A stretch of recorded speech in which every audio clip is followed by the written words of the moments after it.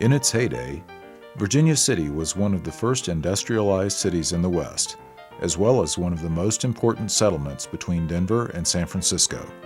With the development of Virginia City, also came the construction of a preeminent engineering marvel of the 19th century, the Virginia and Gold Hill Water System. Even though the boomtown era of Virginia City is past, the water system it created is still in use today. In 1859, ore was first discovered in the Virginia City area, which became known as the Comstock. In a short period of time, the population of the Comstock grew from a few hundred prospectors to over 25,000 residents. For 20 years, vast silver deposits that came to be known as the Comstock Lode were mined. During that era, the mountains around Lake Tahoe were hastily stripped of pines to supply wood for the square-set timber frames needed within the mines, along with shanties for the thousands who rushed to this boomtown. In the arid high desert, there was not enough water to supply mining operations, not to mention the hordes who rushed to claim their share of the fortune. By 1871, after draining all the water they could find in the Virginia Range, the people of the Comstock gazed westward to the Sierra Nevada mountains. The Virginia and Gold Hill Water Company was formed, and a bold plan was developed to span the 21-mile distance between the Virginia and Sierra Nevada ranges and ascend 1,500 feet to drink from the regions of eternal snow. To get the water from the Sierra Nevada range to Virginia City, two components had to be addressed. The first challenge would be to install a pipeline in which the water could drop 1,997 feet, traverse Washoe Valley, and climb another 1,526 feet to the Comstock. Herman Schuessler, a San Francisco engineer, solved the pipeline challenge by designing an inverted siphon which could withstand the upwards of 800 pounds per square inch of pressure created as the water traveled across the valley toward Virginia City. At the time the pipeline was installed, it had the highest pressure of any water system in the world. The first joint was laid June 11, 1873, and the last piece was placed on July 25th, a mere 6 weeks later. The second challenge was to find a location to divert water which provided the necessary elevation change to gravity feed the water from the Sierras to Virginia City. To accomplish this, a diversion dam was built on Franktown Creek. Finally, a method to transport the water from the Sierras to the west end of the siphon inlet and then convey the water east from the siphon outlet to Virginia City without having to pump would need to be devised and constructed. The solution was to construct 3 sections of wooden box flumes at a gradual slope to maintain the gravity feed of water within all elements of the system. The diversion dam and 14 miles of flumes was accomplished while the siphon was laid. When finished, this 21-mile wonder delivered 2,200,000 gallons of water per day.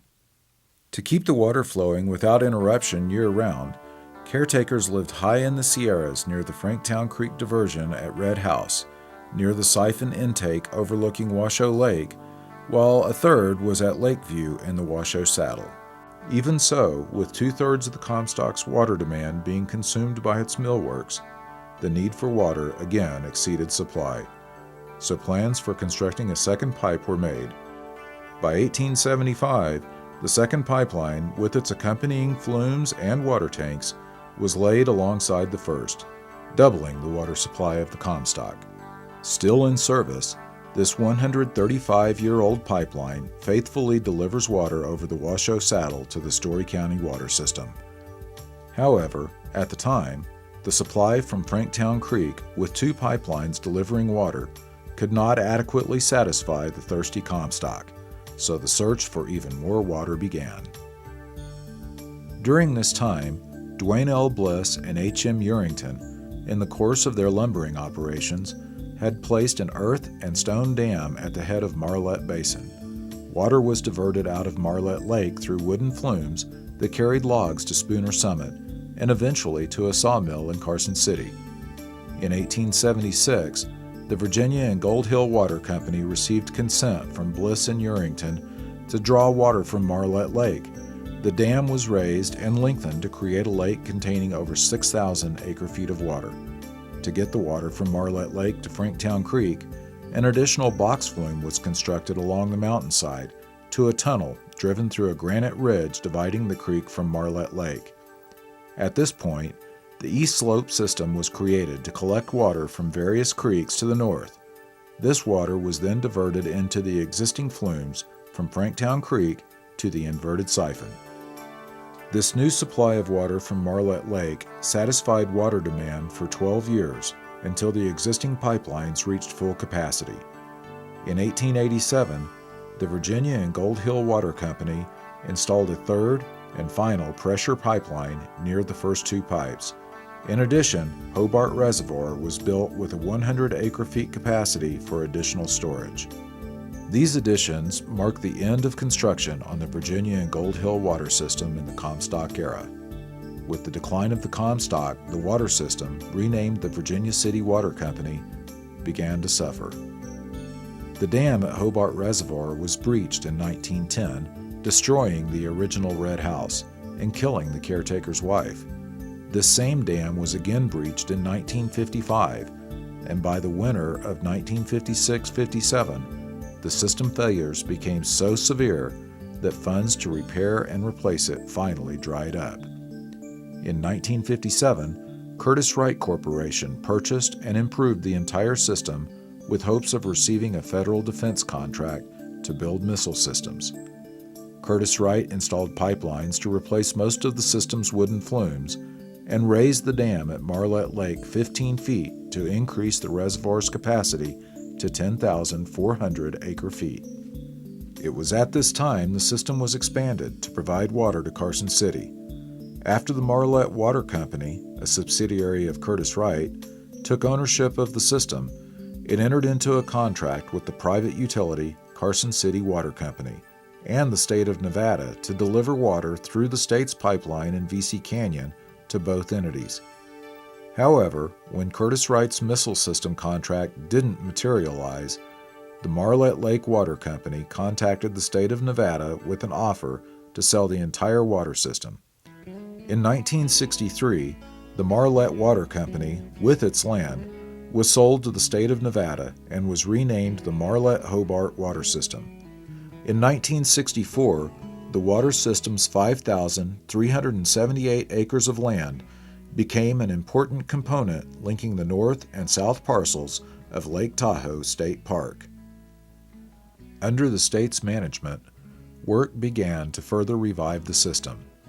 Hobart Reservoir was cleaned out, and the remaining flumes were replaced by pipelines. Engineers attempted to reopen the collapsed tunnel between Marlette Lake and Franktown Creek, but these efforts resulted in a channel collapse. The state decided the most expedient way to get water out of Marlette Lake would be to lay a pipeline on the ground to transport water from Marlette Lake over the ridge to Hobart Drainage. In 1966, during the summer months, the state began installing a portable diesel pump on the eastern shore of Marlette Lake to pump the water through the pipeline to Hobart Reservoir. Also in 1966, the Nevada Department of Wildlife began a program to raise Lahontan cutthroat trout at Marlette Lake. The program was successful and eventually expanded to Hobart Reservoir. As a new generation of outdoor enthusiasts were introduced to this pristine wilderness, stewardship of its lands became essential as the value of the water system diminished. The recreational value and wildlife benefits of the land became of primary importance in the administration of the system. By the late 1990s, with its diverse opportunities for fishing, hiking, mountain biking, and horseback riding, Marlette Lake and surrounding areas had become a favorite getaway for locals and tourists alike. Marlette Lake is now used as a breeding area for brook, rainbow, and Lahontan cutthroat trout. Due to the multiple demands placed on the water resources in Marlette Lake, the state of Nevada agreed to limit the drawdown of the water level to 3 feet below the spillway. The diesel pump, with its noise and air pollution, was incompatible with the environmental and recreational uses of Marlette Lake, weekly trips to refuel the diesel pump were costly and put a constant strain on the high mountain ecosystem. It became apparent that the old pump needed to be replaced by a clean and quiet alternative. In 2000, as part of its regional water system evaluation, the Carson Water Subconservancy District commissioned a project study to determine the most practical and cost-effective manner to update the system and move water out of Marlette Lake to the Hobart drainage. Initially, a borehole drilled from Marlette Lake to Hobart Reservoir was considered as a new pipeline route. However, after further review, this concept was abandoned because of its high cost and potential for environmental damage. Several other alternatives were evaluated, but the most economical and practical alternative was to pump the water over the ridge. Natural gas was selected as the best fuel source for the pump, since it was the most affordable alternative with the least environmental impact. It was also decided that a new 12-inch pipeline would replace the existing 8-inch pipe. In 2003, thanks to Senator Harry Reid's support, CWSD received a $1 million grant from the Environmental Protection Agency to upgrade the system. In its role as grant administrator, CWSD worked with Carson City, the state of Nevada, the Tahoe Regional Planning Agency, the Environmental Protection Agency, and others to complete this project. Based on concerns expressed by the Tahoe Regional Planning Agency about noise and air quality, the generator house was relocated from the Marlette Basin into the Hobart Basin. The Nevada Department of Wildlife was also concerned the sensitive habitat of the elusive mountain beaver would be disturbed by a buried pipeline. Therefore, the pipeline in that zone would need to remain above ground. In 2007, construction began with the installation of a pump can in Marlette Lake and a new 12-inch pipeline. In 2008, a natural gas line was installed from Paiute Gas Company's pipeline at Musgrove to the generator building location, and construction of the generator building began. In early June 2009, the final stages of the project were set in motion. The generator arrived in Reno, and final touches were completed on its house. On July 1, 2009, the massive generator was hauled by truck from the Lakeview Gate to its newly built house above. A crane, which preceded the truck up the mountain, was waiting to unload and place the generator into its new permanent home. By early September, the system was running smoothly. The pipeline, capable of carrying 1,500 gallons of water per minute from Marlette Lake into the Hobart Reservoir, is now operational, supplying Carson City and Virginia City with water. Trips to Marlette Lake to fuel the diesel pump, repair the aging pipeline, or adjust water flows have been eliminated. Now, transporting water from Marlette Lake to Carson City and the Comstock is done with greater ease in an environmentally responsible manner. The transformation of what is now the Marlette Lake Water System from a 19th century engineering marvel to an environmentally sustainable 21st century system is one for the history books.